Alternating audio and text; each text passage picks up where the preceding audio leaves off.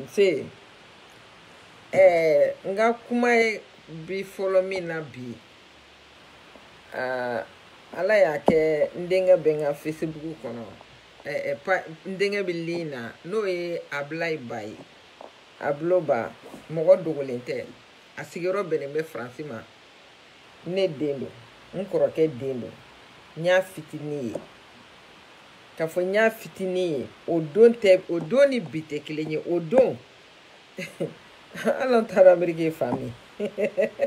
ale fele ta do a fitini da ta do français famille donc ne dende ablay bay bon mina wele dabla francikauma francina lamini be ne kan ɲɔgɔn bi yɔrɔ mba ɲini a fɛ le 11 septembre o ye au conseil ka sigili ye France si je me trompe pas c'est le 11 septembre au conseil ka sigili do France mba ɲini a fɛ a ka taa voter ndenkɛ ye Ablaye Ba a ka ta no faye ngoni bɛɛ de bi Mali kura yɛlɛmani fɛ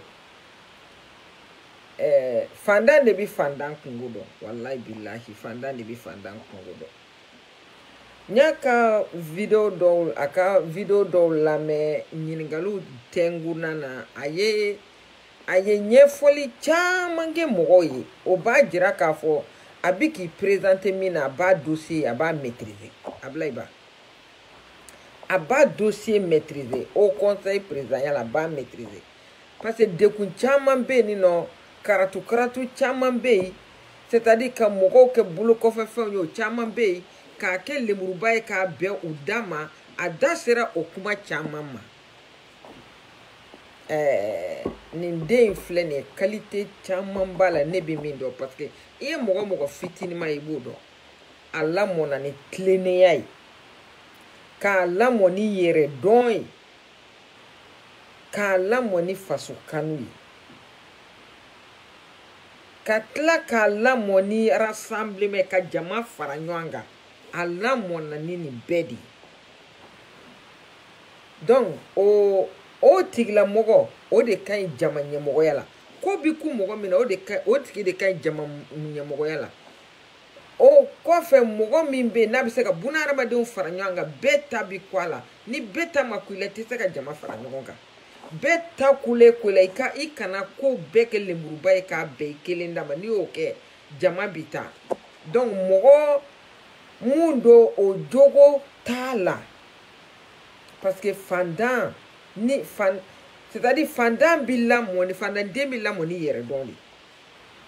hali ni y'a ye cogo i b'a dɔn ko c'est pas quelqu'un qui est il n'est pas matérialiste il n'est pas gourmand il n'est pas matérialiste a bi bala wɔsi la donc mɔgɔ tilennen don fransikaw au conseil présidentiel ne tɛ ɲɛ tɛ mɔgɔ la a bi mun ta mun bi Ablaye ɲɛ a tɛ yen a bi mun ta min b'a ɲɛ o tɛ yen donc n'an ko ko jamana ka yɛlɛma jamana taabolo ka yɛlɛma ni sigiliw sera an ka mɔgɔ ko bɔ a la an k'a kɛ faso ko ye an ka mɔgɔ tilennenw de ta an ka danaya mɔgɔw de ta minnu bɛ na k'an ka problème ta k'a k'u kungo ye an k'olu de ta bɛɛ bi bɛɛ dɔn koyi an b'an tugu de wallahi bɛɛ bi bɛɛ dɔn donc ne b'a ɲini a fɛ le 11 a ka Ablaye Ba ta k'a kɛ au conseil président ye aw ka sigi k'a tɔ to a bolo ni n ka a sigi k'a tɔ to a bolo mɔgɔ kelen tɛ se ko la mais n b'a dɔn a bi ɲɛfɛ a bɛ na ni fɛn ye fɛn minnu n'a ka hɛrɛ de b'olu kɔnɔ parce que a bi jamana in a b'a réalité caman dɔn dɛ a kalannen don dɛ a bɛ émission kɛ a bɛ mɔgɔw ɲininka a bɛ fɛn bɛɛ kɛ donc c'est un homme de terrain problème b'an ka au conseil kɔnɔ sur le terrain a b'a bɛɛ dɔn donc mon fils je te souhaite une très bonne chance n b'i fɛ résultat bɔ don n k'a kɛ fête ye voilà u k'i ta n b'a dɔn u b'i ta fɛnɛ parce que u b'i dɔn voilà o kuma man jan n b'u kɔrɔ somɔgɔw ɲɛna cijan wɛrɛ de b'o la donc n b'a dɔn u b'i ta bonne chance à toi Ablaye Ba o tɛmɛnen kɔfɛ ndabna se kuma doma mais ni yoro la ndise ka kuma fonga foli bilibili semesi ko la tuguni nga foli bilibili seme sira muri yata saila nga foli bilibili seme mama lala na ya ye semeni jan temene anye deme nyini kamaleni ndoyi mbora ka kuma fo kamaleni ali mbiyoro na ali ta tokodo kamaleni be ya ye Facebook ka ne ka page ka be ni na bolo kelen tigelemi bon bolo yi accident ya soro parce que il était comment dirais-je il était a fitini ma ay abora ka be mandara accident no konike mais abisomo ko nyina ko bolo mugule no tora bolo salula ka tulu ni tutu kala foka ta bolo toli ubiseni bolo ko mamna ya soro bolo to la bolo tike ka wala donc kamaleni mi wotoro de pousser ka ji bidon ka kono bolo kelen de ba bara beke Bamako ka dairi men nyinala donc ambola mso do de be ko sira mori yata sai asigero beni be America ma so mara do fe ne wula ni yabala sira mori de ya video ke ka nyinga ka publier ako kale mugo bi ali nale wabi duru soro kale bi fin sigi kiosi sigi donc ka boni ji talina ka bulu kile abidigi bulu kile na kojugu abidiga la ko me kamale ngoro do dusu bala ka barake Tramoriye fin bla communiqué bla ne yayi donc tina sigi korlon ka tuguni na tlala tuguni ngo a ni demain I jone kan denge wele ni vocal ni messa feta video ta nyachi shigoma donc ja nyachi shigoma shigo yayi ayen jabi tlefla a samana ayen wele ako mama kanye deme soro ngaye deme soro ko awo ko cheni ka coordonné di ni sramori wiri sramori ka bla ni shigo bla contact la coordonné di mama la million kelen taka di kamaleni mako ka de o ya soro sramori fene Amerika o ye war bla kata duduru ni tanta ministre sramori afara nyanga sramori ko maka ça vaut à peu près $1000 à peu près $1000 donc 600 cheni tara yoro min jira meriko ko kamaleni kata yoro jira kamaleni e yoro mi nabi yoro fe balima ayatlo do kuma ayatlo ma jo kuma ina ko to de kamaleni e yoro mi ka bi yoro fe ministry Papu Touré o faso de dashinembe espace vert doma o dashinembe espace vert doma espace vert de kelembe o famille mogo halalai atiku malaka sigala atiku malaka maka yoro ina ukeme ka girage ke ka koli ubuka moblu de joy bajalande la si je me trompe pas donc ka espace vert ni ame espace vert o malien BDG bambali bago uka so photo ita o ka pasi ka baso bambali bago shilembala katla ka pons wo kana jiru turu dala aw yere hakemita dala o te aw tai folo awi hakemita ka blu dala o te aw tai neka chi sera neka belebelema ukoko je kono ni kamale ni na bolo tigele ni hine maseka ni famille mo mine famille ko docteur Tourela ndaro médecin Tourela bajalandela kamale ni bolo tigele hine maseka no mine ukoko kamale ni tesgi kake kuma ye jigla tige kuma chama fo cheni ko ministry bolu la o de la nya do ka fo ko Papu Touré faso do mais belebele keleka no shigo keleka aka comment dirais-je aka keleke menon bla Facebook ça fait Papu ko aller sentala bi a sentala sina no majama ka alere cheni abi feka cheni ndeme donc o yoro la ba fo Papu ni bi feka cheni ndeme ke I ba to ya kaka chosi siga aka data de ayoro mi dira aka chosi sige oye deme bilibiliba ni ye mi soro ka dama kofe inite ni baragi ni ma mi soro ka dama kofo oya bane mais il faut pas que ka fo tu vas lui donner des miettes pour que kaka qu'est-ce que tu boy parce que mo ni bi fere ke la fon fait emplacement ko de problème ako ka bi yoro mi fe oye ni yoro indi ka bi fe ka sigi ne bi min ɲini fɛ ni bi fɛ ka dɛmɛ a to ya k'a ka cɔsi sigi a yɛrɛ a dɛmɛ a k'a ka cɔsi sigi komi ko k'i sen t'a la a k'a ka cɔsi sigi a k'a ka baara kɛ o dɛmɛ ɲɔgɔnna dɛmɛ tɛ yen nin nɔ o dɛmɛ ɲɔgɔnna dɛmɛ tɛ yen donc an b'an komi ka taa jami ka taa maliyɛn bɛɛ kɛ kafiri ye maa si tɛ hinɛ si la maa si tɛ hinɛ si la espace vert ye aw bɛ t'o minɛ ko mɔgɔ tɛ mago la aw ni ala cɛ aw ta yɔrɔ ye han mais ma jiga la n jigira maire de la fait mairie comment dirais-je mairie mi abi mairie mi ka mara kɔnɔ i jiginen don o de la mais pour quelle raison an b'an komi ka taa jami an b'an komi ka taa jami ni cɛnin yelen ma hinɛ ma se ka aw minɛ turelakaw ni cɛnin yelen hinɛ ma se ka aw minɛ turelakaw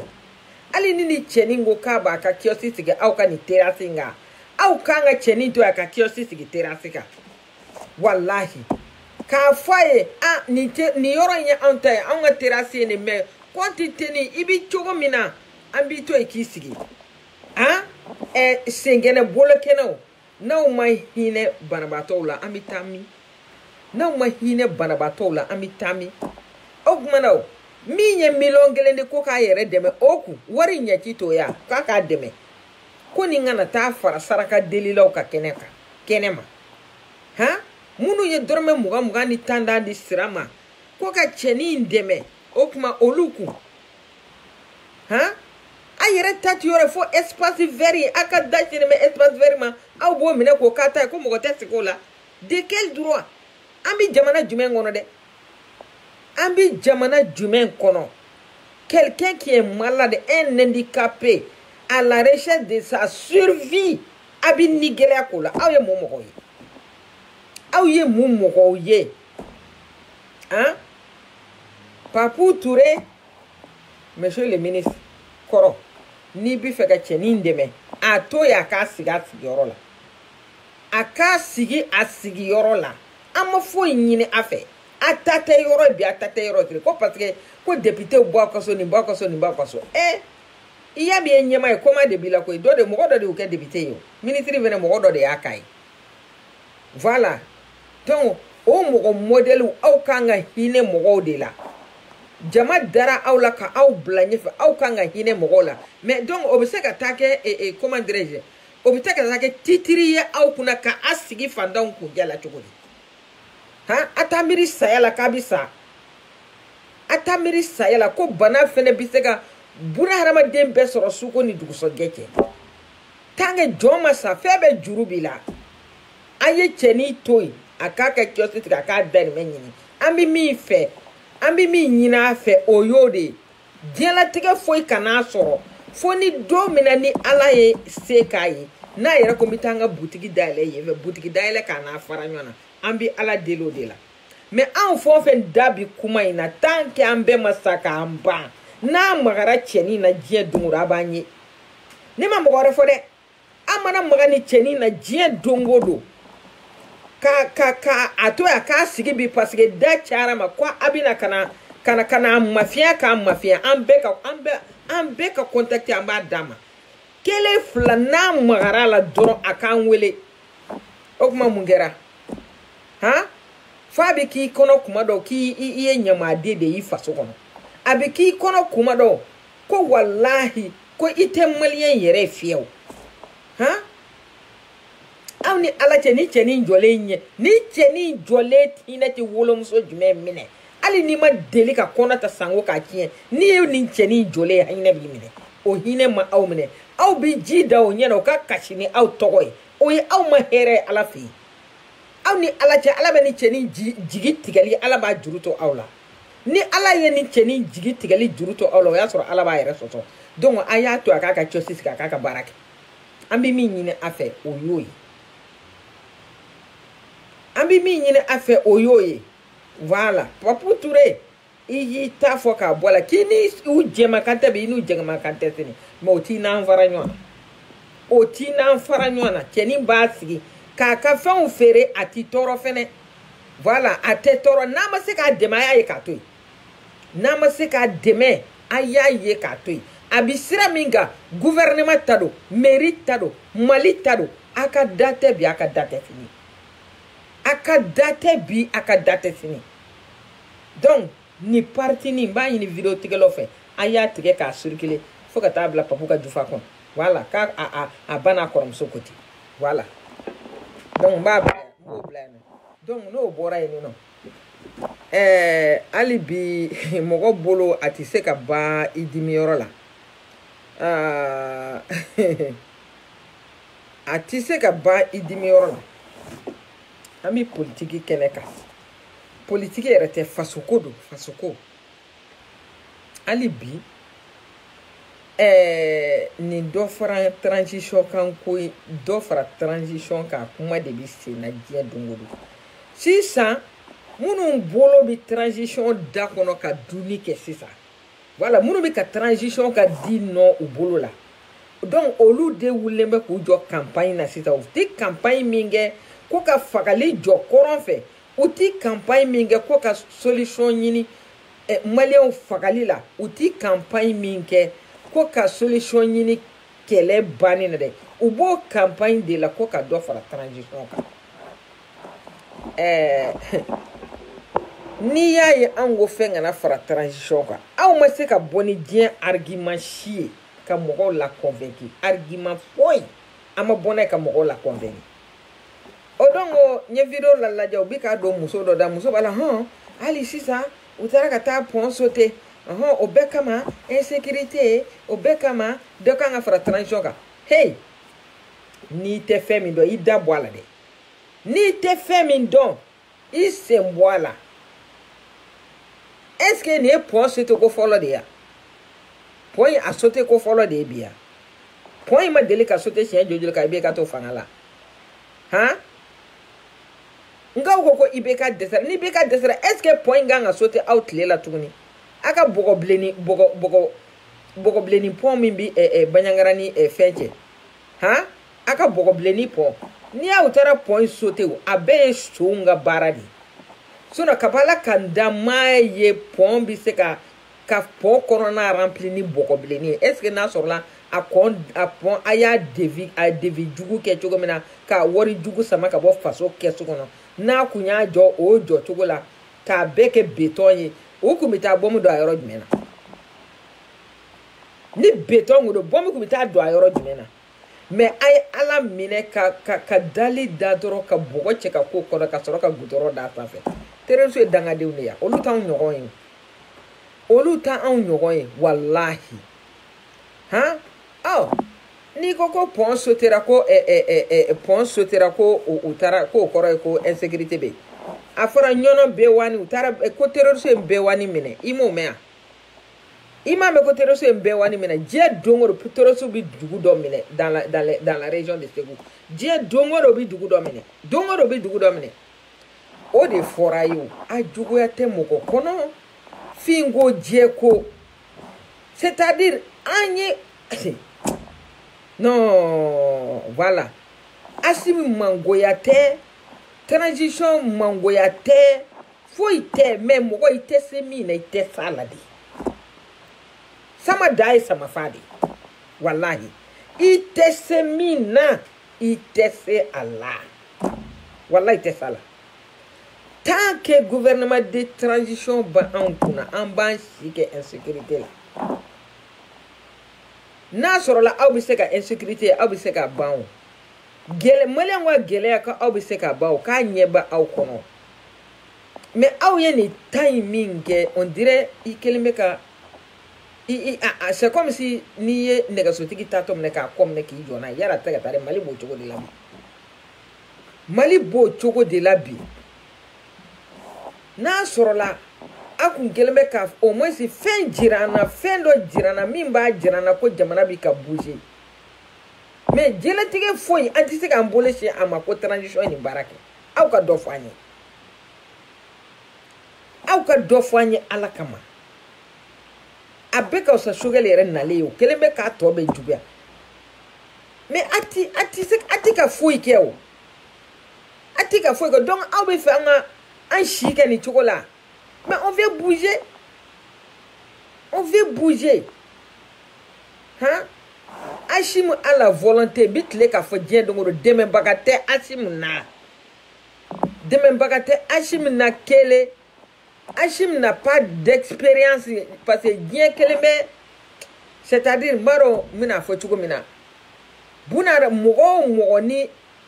expérience ti la diplomatie ni konunu na aka geleke ti tanso o yerete ali no o do coup d'état est un crime nya foye ngaka transition mana transition na chugula aka transition na ni coup d'état condamné ne do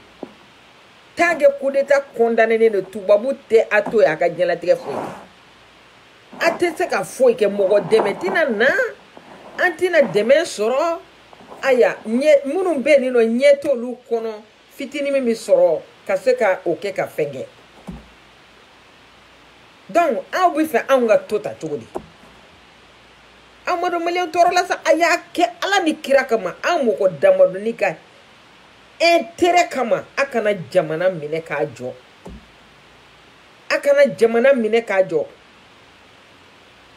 hein Afghanistan ati leçon bo avec un gouvernement légitime ou à kokera labana choko dumana choko o ya gouvernement légitime be mais déjà au commande communauté internationale parce que convention chama de be au yo de soso ka soro kana asi donc au bi fe anga to magari ko lata aya la jet le flena fali mi corona fe alna ya dado kage ati se ka dogo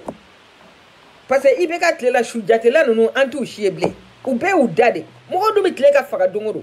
video jugu kela nunu antu shi manga metuni mali du aka jugu korole mbora video do ka YouTube la uya foko terrorisme mbe wani mine kuna na à peu près 10 motos comme mo mi moto kele yaro bi yala dede mogo muga nyogona una na kanu ka fen fo magati do bi mbe wani matibo je pense mbe wani c'est nyono kolongono na do quoi hein ani marakala manja je pense ou bien ani nyono manja amanja o yoro do lo bi ani jurere de kasuru je me rappelle pas tellement abi yoro kele mina quoi yayi bon donc ambiseka toni chugula chugudi hein au ka shogale yere la je taka sigila iko mami gise tono na hein ayalla je taka sigila alakama rien de concret et puis mba nyini publicité kela jugu nunu fe quoi ay publicité nunu ayake alakama kajo ça me fait honte hein odon o tame scanner nunu ibeka des scanners nunu commandike il a mis des milliards là-bas ko kana hôpitalu équipé scanner do nana yere nyena ou bien atalen ko do nana nimi so ngake ato nale abina fere ko transition ba sani mu worde bubulo hein worde bubulo u ba sani mu hein donc aye publicité fou nous am wote publicité yala quoi na sur la ambika lafia ou bien ko bi katakanye c'est pas à travers ces choses là anto douon hein anto douon aye les prix des denrées de première nécessité ayo lula jeke aye sogo ni tulu ni fenu no ayo lula je alakama au moins c'est atolu jigi moko ka hera soro doni ça c'est la moindre des choses omiya bela fitini au desera koke hein abi soro kana ngalutike ni blofula dongoro de ni nana de ni transition aussi te moko la convaincu c'est-à-dire antemena au sadi nunu bela mumba on intéressé ça c'est oye comment dirais-je anga gouvernement ka le pays ka stabilité aye pas jumain ke ola aye pas jumain ke aye négociation ke wa ama négociation ke atika foi ke quoi hein atika foi ke même s'il faut négocier il faut aller négocier aw ma dabo foi la dugu bi ka minesu dugu bi ka minetle dugu bi ka minesu dugu bi ka minetle ha nyete aw kono ka foi ke ago ko ka do fara transition ga ha kabi transition nana ama foike ko ka do fara transition abi fara ka chugodi na mi hera la am do fara ka y a pas de problème mais ante hera la do ti ka bo ko la ni mi faka mi ma fara ka foi te ka bo la ago ko ka do fara transition ka mais ça peut pas aller hein fitini mi ka da aw ma dongodo aw bi ka mi soro ka du transition mo go jula mais munu bi ka faka je dongodo ku hein mimi numbi ka faga je dongodo ku ya me amunyu nga bi wali wolo de la na bi yere tala wallahi te munyi ni fo donc ne bi mi nyina fe ay transition ka aya communauté internationale ret na to awla sa parce que Sénégal coup de Côte d'Ivoire ça pour les Côte d'Ivoire coup d'état min kele fleni jonga alaka ndake moko ma here Guinée coup d'état min kele fleni obina afo de ko donc ko a kera ladai donc utina outway no on memi nyina fe do fara transition ga go kuma aya boala na ma se ka election ke aita communauté internationale kana election organisée yana ka ta aka jama sigi fuinge ka nga milliard taka alaki abashi ke jama la jelawa abashi ke kuma lawa kuma munun kerao mu boro luladi kuma munu kera shogel te do wara do kuma ko kabala ka dabi kuma de la ati foi wara do kuma ko mo go ka sigi ka kuma mo go bunu sigi ka kuma de la wa no go sigi ka kuma munu kera olu o benkan o mamo go de la wa ou bien ama shige o taka sigi la je do ro kuma ay sigi ka kuma parce que c'est un moyen de voler des sous là-bas hein ay barake dron na donc c'est-à-dire aw malien do warata on bolo koy kuma ko warate koy abi election ka dati la na ak nganga se ka dobo insécurité la mais dobi ka faroka ko be dai kata ay resiglem na ngono ma misiri kono abi temo kawa o de nyona de la ka kewa ha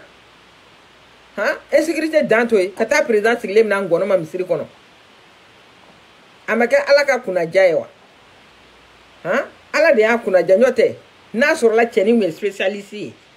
si ça ma sur ambi kuma minantola spécialité voilà spécialité nyon ni spécialité lo ota da kana chef la donc ba délai aya to anga na ya da teseka élection préparée aita mo communauté internationale na pré élection ke au moins si na gouvernement légitime soro obi dobanga de kuna quoi kateme coup d'état gouvernement de transition ka anga kuma bo yoro de bolo voilà antina seka jamana ti seka toni chogo ina ta quoi agoko ibeka desera ibeka era usara awye ko malikura ere shuka sa malikura ni ngoni ti malikura ani mali ere mi anteni mali ndo ere anteni mali ndo gele ya mali ni insécurité mali amana ke malikura mingoni akara malikura surprise la mai de parce que ama siginini na fara ko kura bebi hakili bita lafiya de la mais antaro kabla ke dekuni ashim ne bitle ka kan adai wallahi billahi ne kadi so ne bitle ka kan adai tu es jeune, tu as de l'avenir devant toi. Tu es jeune, tu as de l'avenir devant toi. Ala kama kana so duga nunu ki inega ki do problème na. Ou kan inega ki do problème na. Mais antika bouger. Ibeka rela angwe bouger li minge antika bouger. Au beka fon vendira mo la be ibeka ka evroué. Nimi de ibeka ka commander o ibeka ka pond la leunye. Abe ibeka tay. Abika scanner munu dira ibeka ka dileundo. Nous sommes au courant de tout. Akuma ba on yere ka ambi sunoko de la. Ambi façon il suit de pas à pas. Amba suit de pas à pas. Atita kan galotre ka machi kungolo munu munia. Okuma no grave ou barala amogo te aussi la amogo bemina l'état du pays. Insécurité. Abila jo chogodi. Abila jo chogodi. A une solution du même sera là.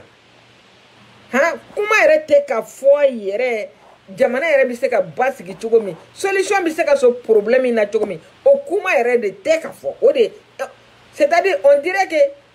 c'est-à-dire minnu bɛ terroriste ka bolo kan i b'a fɔ ko maliyɛnw tɛ quoi i b'a fɔ ko maliyɛnw tɛ han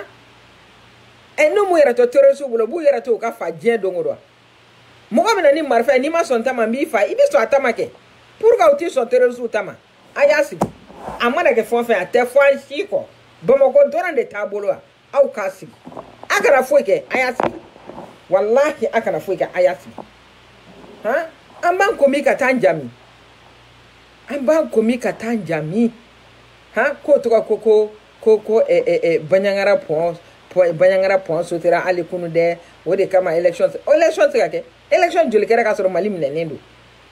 election aw bi insécurité a b'a ban san dɔ wa aw b'a ban san dɔ wa aw b'a ban san dɔ wa ni problème de terrorisme aw bɛna ban san jumɛn an ye san joli k'a la Afghanistan ye min k'a la a ma ja san 20 ye han Syrie ye min k'a la ko donc an b'o bɛɛ kɛ transition fanga bolo ka fara communauté internationale ka ɲangata kan han an ka mɛn nin yɔrɔ de ma ɲɔ tɛ a ka n'a tɔɔrɔ ye a ka n'a bɔnna foyi tɛ se anw ma minnu tɛ kurun kunna u t'a ju la olu ka se ka bɔ ni problème in kɔnɔ an ka kuma b'o de nɔfɛ an ka kuma b'o de nɔfɛ mɔgɔ i tɛ min dɔn i t'a dɔn walahi n'i tɛ min dɔn walahi bilahi i t'a dɔn de han jamana mara de bɛ kɛ tan dɔ aw hakili ko jamana mara ye dilekɛba don ni vestido de ka taa dugu kɔnɔ ka bureau kɔnɔ ka t'i sigi ka sirɛniw tugu i kɔnɔ i nɔfɛ vun van vun c'est-à-dire a bɛ tulon k'a yɛrɛ la walahi bilahi a bɛ tulon k'a yɛrɛ la c'est pas ça jamana yɛrɛ bɛ bouger cogo min na a ɲɛ tɛ aw kɔnɔ aw y'a kalami ka a ta siraba kan ka na bureau di a ma o jamana bɛ bouger cogo di sa ala han o jamana bɛ bouger cogo di ka mɔgɔw ta siraba kan ka n'u sigi bureau kɔnɔ han n da ka di kuma na o ni baara de ye kelen ye o ni baara de ye kelen ye jagoya ni jamana ma jɔ mun bɛ jɔ han mais au moins IBK kun bɛ yen waati min na o y'a sɔrɔ mɔgɔw bɛ yen minnu bɛ ɲɛdɔn jamana bouger la minnu b'a to u bɛ se ka fɛn dɔ kɛ jamana olu bɛ baara kɛ jamana bɛ bouger cogo min na IBK kun bɛ yen au moins an kun bɛ ka taa dɔɔni dɔɔni han mais sisan kɔni an jɔlen yɛrɛ de don cak wallahi i b'a fɔ ko ne garan dɔ fali sen na an jɔlen de don jagoya ta an jɔlen a bɛ sɔrɔ ka bɔ dabarabaya kuma ni dabaya kuma la malo da tɛ aw ta ye jamana dira a ma an ma se k'a kɛ foyi ye han n tɛ se ka sɔrɔdasiw accuser nin yɔrɔ la parce que sɔrɔdasiw tɛ dɔwɛrɛ don u ka terrain kɔ olu bɛ terrain de don sɔrɔdasi fɛn o fɛn u tɛ foyi dɔn u bɛ min dɔn o y'u ka sɔrɔdasiya baara de olu tɛ ɲɛdɔn jamana ko la aw M5 voirien ninnu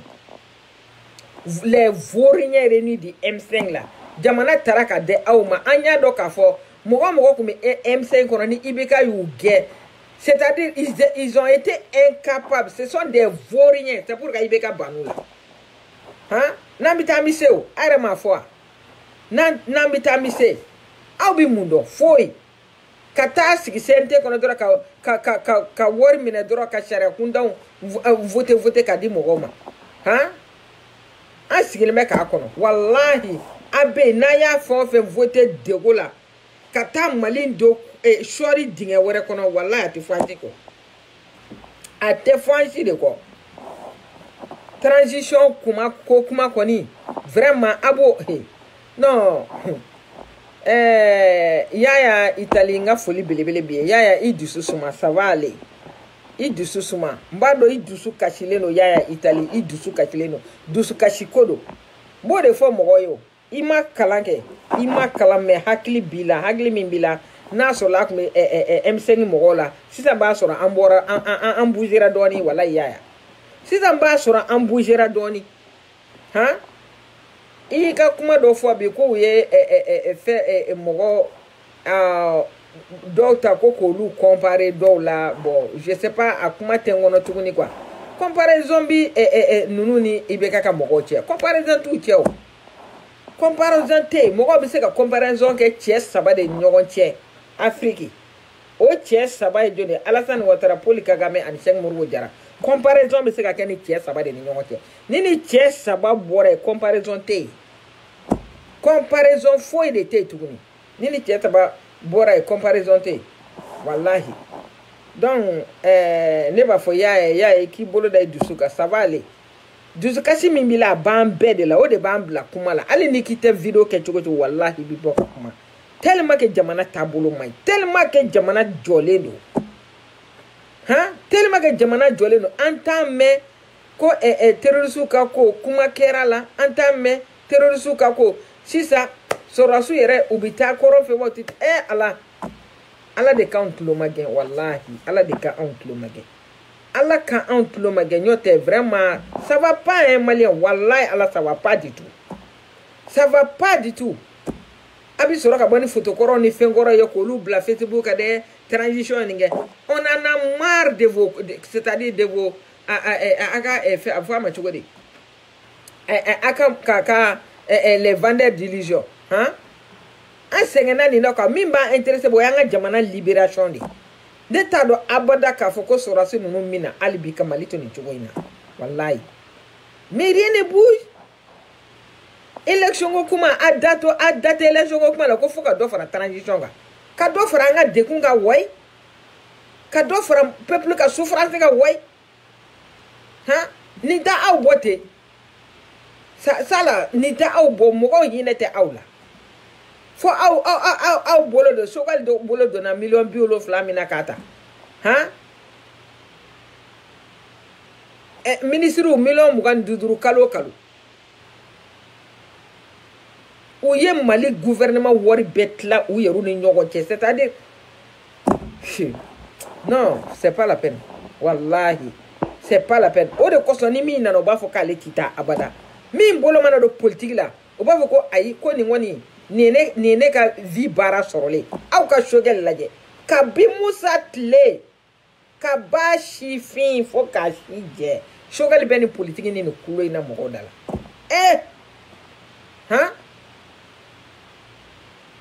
an bɛ taa min aw bɛ tila aw ti malo k'a fɔ ko ka dɔ fara transition kan a ye mɔgɔw ka degun lajɛ a y'a lajɛ fagali min bɛ ka kɛ hali bi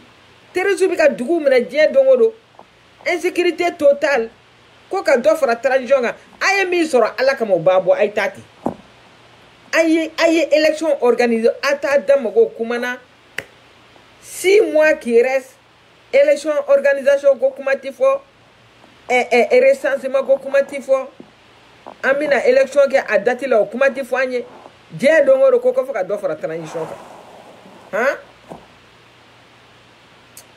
non Maliens c'est trop quoi wallahi c'est triste wallahi c'est triste o mana bɔ yen Kaw Jim salam alaikum Kaw Jim fatɔ bi maa kɛnɛ dun ka kuma fɔ awɔ i ka kuma ninnu tiɲɛ b'i ka kuma o la mais problème ye min ye e yɛrɛ bɛ ka fɛn o fɛn fɔ e yɛrɛ y'o bɛɛ dɔ kɛ wallahi suyɛnni kɛra ka wari di e ma videomaniw bɔra n'a kuma ye Arazbati ni Abdul Niang bɔra n'a kuma ye hali jagokun min b'e bolo a bɔra Mali nafolo la kelen aya ni Mali zow minɛna yɔrɔ min na e kan ka minɛ Kaw Jim aya i ye tiɲɛni min kɛ e de ye ordre di ka taa tiɲɛni kɛ donc fagali minnu kɛra a si ma kɛ e ɲinɛ ma donc e ta ɲɛ de ko ba ka fa tere fɔ ye o a bɛɛ de ye tere sira kelen ye o donc e b'i sigi diɲɛ don o don Sogɛli tɛ se Sogɛli y'a don tan Sogɛli y'a bɔ tan an bɛɛ b'a dɔn Sogɛli tɛ se o parce que rien ne bouge Musa Jaraden ni Mukhtar Jaraden nana transition na 9 mois Malien bɛɛ y'a dɔn k'a fɔ ko kɛra wallahi Cheikh Modibo nana 9 mois Malien bɛɛ y'a dɔn k'a fɔ Malien ye lafiya min k'a kɔnɔ ne ma da la hali IBK ka fanga 7 ans kɔnɔ an y'a ɲɔgɔnna lafiya sɔrɔ c'est-à-dire fɛn bɛɛ ka ɲi a dɔnbaa de bolo quoi fɛn bɛɛ ka ɲi a dɔnbaa de bolo voilà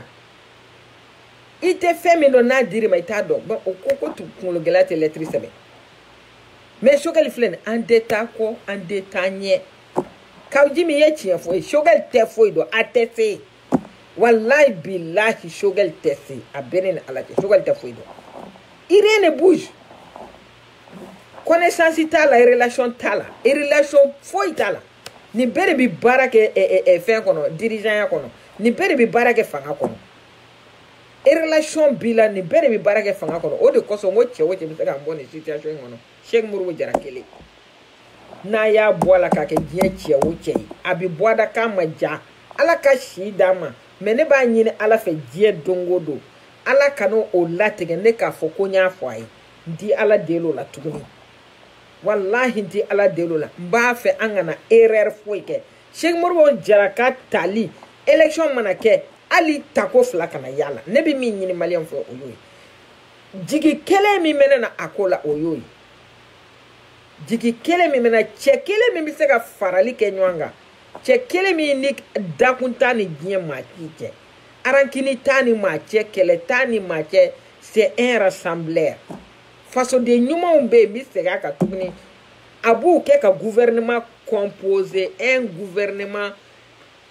strong, un gouvernement digne, un gouvernement costaud pour que k'an bɔ nin na minnu bɛ jamana mara dɔn Musa Maraw Ye Samakew Igor Jaraw Modibo Siribew u bɛ yen Zumana Sako u bɛ yen k'an ka gouvernement composer ni ninnu ye au niveau de l'armée hali n'a sɔrɔ généraux minnu bɛ retraite la n'u kan ka na u ka na cɛ kelen min bɛ se k'o kɛ o da Cheikh Modibo ye awɔ ale de bɛna Mali diriger ni intérêt sans intérêt faso ka bɔ nin cogo in na dɔrɔn mais fɛn an ɲɛ bɛ fɛn o fɛn na o ci tɛ foyi dɔn a bɛɛ kɔni ka fisa opérateur économique bennen ninnu ye minnu ma se k'u yɛrɛ u ka sociétés dɔrɔn diriger k'aw bɛ Mali ta ka di olu ma han k'aw bɛ Mali ta ka di olu ma ni Ala y'a kɛ n'a y'a kɛ o y'an salen an tɛ kunu min kɔfɛ an tɛ kunu min kɔfɛ Kawji ma ɲini kɔ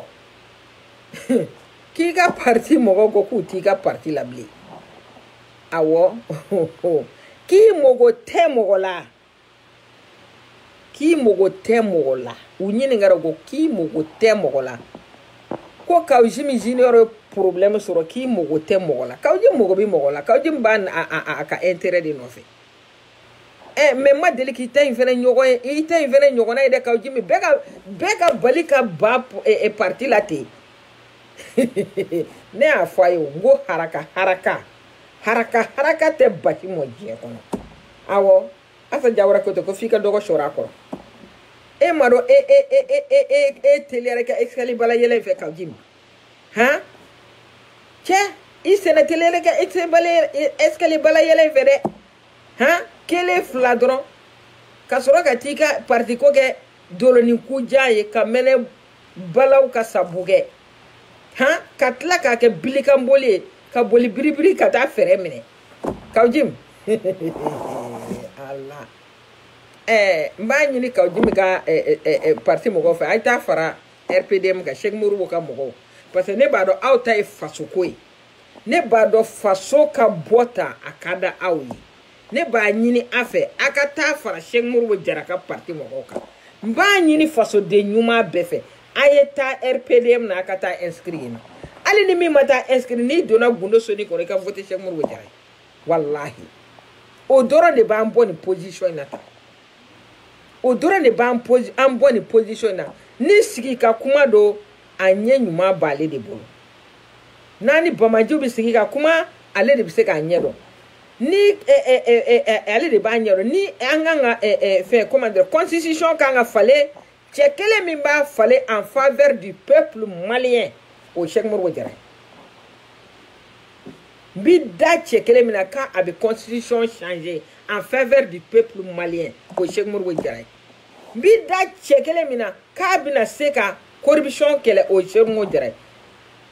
ka da cɛ kelen min na k'a bɛna malien bɛ bila i ka droit kɔnɔ o Cheikh Modibo Jara voilà ka da cɛ kelen min na n'a tɛ dɔrɔmɛ faso nafolo dɔrɔmɛ kelen dun ma a t'a dun o Cheikh Modibo Jara wa qualité ninnu de y'a to u banna a la dɛ awɔ qualité ninnu de y'a to ani maa tɛ se ka baara kɛ qualité min b'a la k'a fɔ k'u b'a wele k'a bɛ ban ka na non qualité minnu b'a la o de b'a to ani maa tɛ se ka baara kɛ Cheikh Modibo Jara ni so tɛ se ka baara kɛ ayi ni terrain kunkolo dira ma a yɛrɛ bɛ se k'a boli a b'a boli ka taa yɔrɔ la ma segin ni min ye